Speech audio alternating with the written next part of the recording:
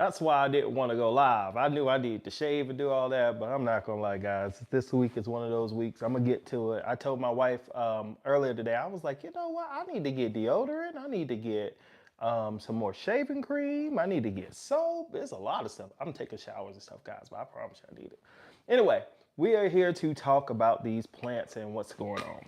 All right, so today is Friday. It's Philodendron Friday on Instagram, and I have not done any type of update yet. I'm gonna take some pictures of some. I believe what I'm gonna display is my burrow marks. This is my Philodendron burrow marks. We're gonna move our table. It's still a little messy from yesterday. After I got off of live with y'all yesterday, guys, it felt like I wasn't in my plant room no more for a while. Let's bring it on in here so we could talk about it. All right, so Philodendron burrow marks.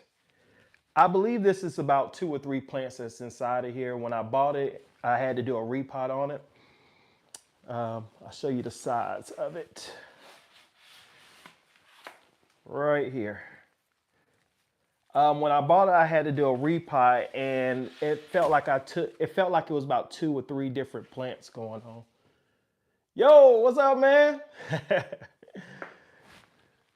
So this is what I have going on today. I have to go through here, just take care of a plant, see if it's anything that needs to be done or not. For the most part, I've been going around here and doing a lot of watering past couple of days.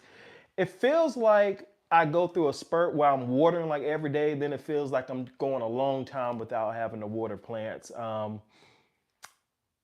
I never want to get too comfortable with having my plants on a routine cycle, because when you do that, you often overwater or underwater your plants. That's definitely rule number 1. Do not put any of your plants on routine water cycles. Different factors like light, humidity, all of that can change a factor into it. Also, when it comes to, let's take a look here, make sure we don't have nothing strange going. What I always do, when I look at a plant and it looks like I see a bug or something on it, I go all the way up, I touch and I blow just to see if something's moving. If nothing moves, and you're just seeing things. Nothing moved on here, we're completely fine. So what I have to do from time to time, especially with my big plants, is I have to go around here and do what I like to call proper maintenance. And that's getting rid of the old leaves that aren't working. That's getting rid of anything that may have dried that's not working. And that's also just doing a full routine maintenance on the overall health of the plant. Most of the time, plants start telling on themselves before they start doing something crazy and start drawing out for attention. Now, I'm starting to see leaves starting to curls and the stem starting to get hard and move like that. That's the first time I've actually seen that, so I can't speak on that part.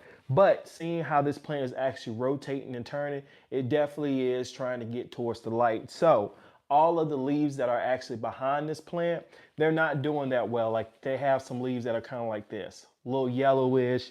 I'm gonna cut one of them off just to kind of show you. Even a leaf like this that's just small and not doing good. When plants start doing that, you need to start looking at 2 things. 1, light. We always overlook light. We don't think that light's that big of a deal. As long as you have a window in the room, it should be fine. That's wrong. Plants require a lot of light. I've talked about it before, but statistically speaking, I think it's like plants receive almost 80%, could be wrong, but somewhere up there is like very high of the amount of light that they need outside versus inside. So whatever you think is bright is not even half the amount of light that your plant actually really needs. That's why a lot of plants don't do well, because we just don't provide a lot of light to it. The next, of course, is we get to our soil. And if you all don't mind, I'm gonna set up my camera so I can actually get a recording on while I'm doing this clipping. If you all have any questions or anything, please put them down here so we can answer them as we're doing this.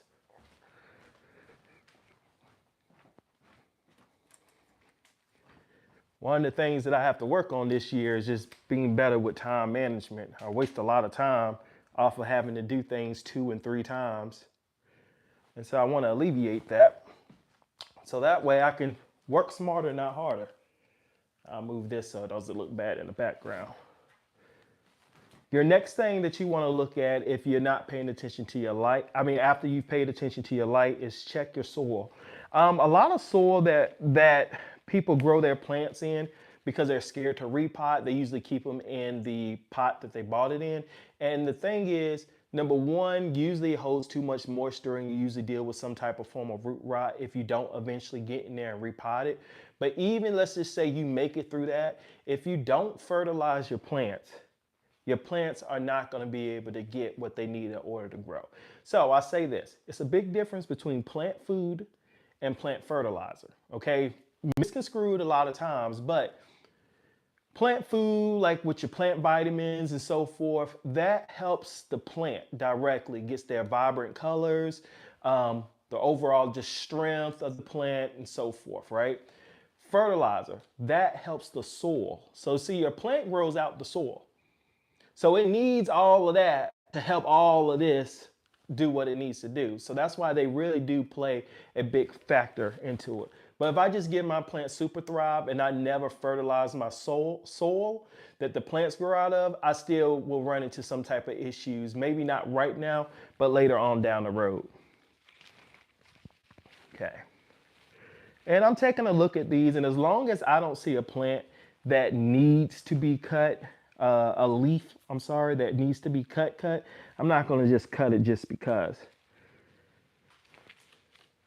Now, I don't know if you all have noticed, I know my plants are doing it and everybody said that it's a very common thing, but given that little sappy feeling behind the leaves, I forgot the exact technical name of it, but the plant releases it as a natural protectant against ants. So I don't know if they're trying to tell me I got some ants that's going to be coming, but that's what's been going on. I had to ask my Instagram friends about it. I had it going on my Majestic back here. And I was just like, what is going on? I'm starting to have little dots on here. Then my leaves are starting to turn yellow.